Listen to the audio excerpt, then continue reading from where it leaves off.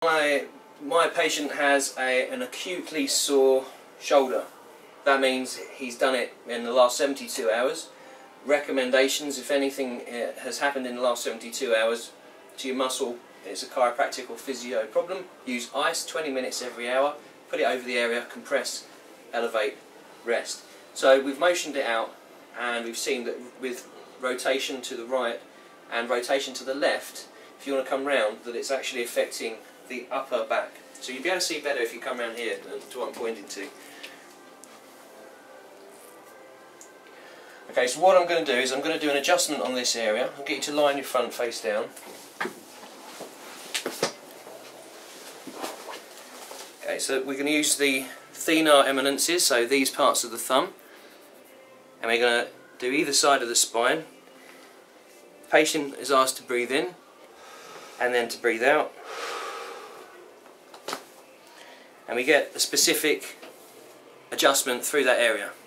So we'll get you to sit back up and I'll show you how we motion it out again to see whether that's moved or not. So you can take a seat. Get the patient to cross his arms over just to bring out the scapulars out of the way.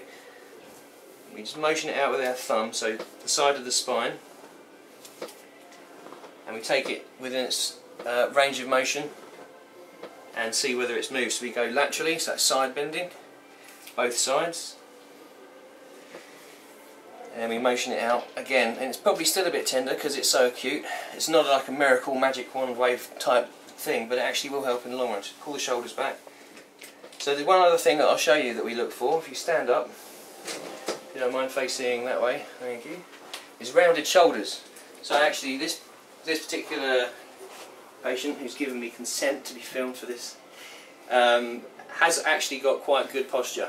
A lot of the time you see rounded shoulders, office-based people have. We call that upper cross if it's linked with anterior neck carriage.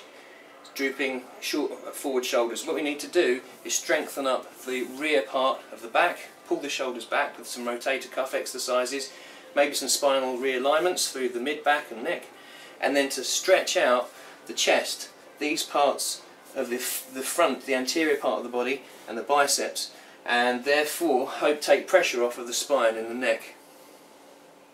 So what I'll show you again in a later bit of advice and recommendations for YouTube is how we look at the lower parts of the body and posture for that.